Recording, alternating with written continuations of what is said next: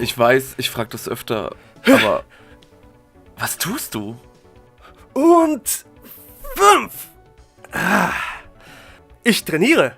Schließlich gibt es diesen Monat das legendäre Street Fighter 2 bei uns im Museum zu spielen. Kein Street Fighter 2 Turbo, auch kein Super Street Fighter 2. Und kein Super Street Fighter 2 Turbo, auch kein Mega Super Street Fighter Turbo 2000. Das klassische Street Fighter 2 für das Super Nintendo. Cool. Aber warte, ist das jetzt schlecht? Nein, keinesfalls. Schließlich stecken bereits im Street Fighter 2, besser bekannt als Street Fighter 2 The World Warrior, alle Zutaten, die den Prügeloper so legendär machten. Mag sein, dass die späteren Versionen mehr Kämpfer, bessere Grafiken oder auch mehr Geschwindigkeit zu bieten haben, doch bei all den Versionen und Updates von Street Fighter 2 sollte man diesen Grundstein nicht vergessen. Schon in seiner allerersten Version, die übrigens für diverse Heim-PCs wie den C64 veröffentlicht wurde, war Street Fighter 2 ein absoluter Überflieger. 8 komplett unterschiedliche Kämpfe mit jeweils eigener Hintergrundgeschichte, meisterlicher Technik, vor allem in der Arcade-Version natürlich. Und ein Multiplayer, der damals stundenlang an den Bildschirm fesseln konnte. Street Fighter 2 machte Fighting Games massentauglich und wurde deren unangefochtenes Aushängeschild. Der Titel ist nicht ohne Grund bei uns auf der Meilensteinwand zu sehen. Natürlich war Street Fighter 2 nicht das erste Spiel seiner Art. Diese Ehre gebührt dem Arcade-Titel Warrior von 1979. Ebenfalls erwähnenswert ist Karate Champ von 1984. Der Titel gilt als Ausgangspunkt für heutige Beat'em-Ups, also Serien wie Final Fight oder Double Dragon, sowie Fighting Games natürlich, wie eben Street Fighter 2. Auch der direkte Vorgänger von 1987 brachte schon einige der wichtigsten Zutaten mit. Und doch markiert das Erscheinen von Street Fighter 2 einen wichtigen Wendepunkt im damals noch jungen Genre der Fighting Games. Mittlerweile selbstverständlich, aber das Verlinken von Attacken, sofern richtig getimt, gab es zum allerersten Mal in Street Fighter 2. Möglich machte dies eine neuartige Routine zur Abfrage der Buttons. Hinzu kommt auch ein immens glückliches Timing.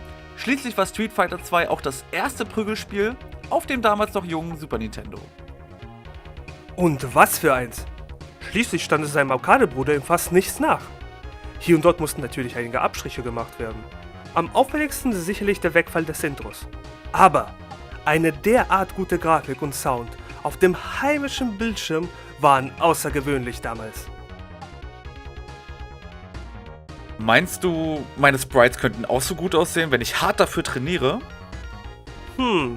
Ein Versuch ist das wert.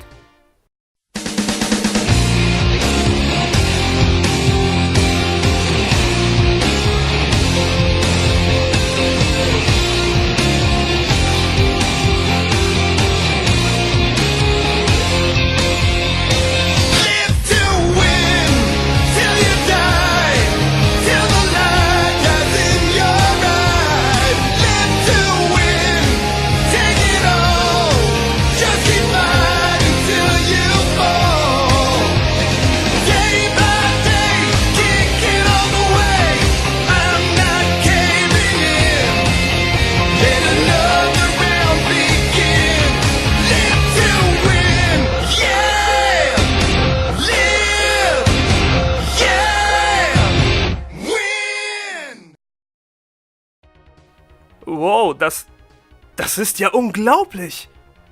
Ah, so schwer war das eigentlich gar nicht. Ich musste nur hart trainieren und fest an mich glauben. Round 1, fight! Was? Wieso? Stopp! Nein! Hadouken! Perfect! Klammert man einmal die Turbo-Version für das SNES Mini aus, so verkaufte Capcom insgesamt knapp über 15 Millionen Exemplare von Street Fighter 2. Spricht man über den Erfolg von Street Fighter 2, darf man natürlich auch die grottenschlechte Adaption Street Fighter, die entscheidende Schlacht mit Jean-Claude Van Damme und Kylie Minogue nicht vergessen.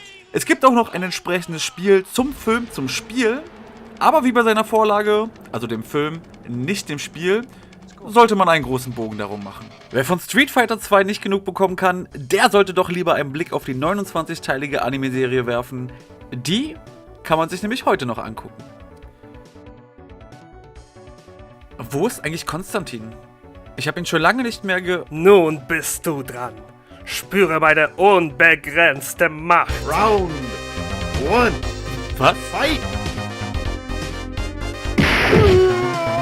Hadouken!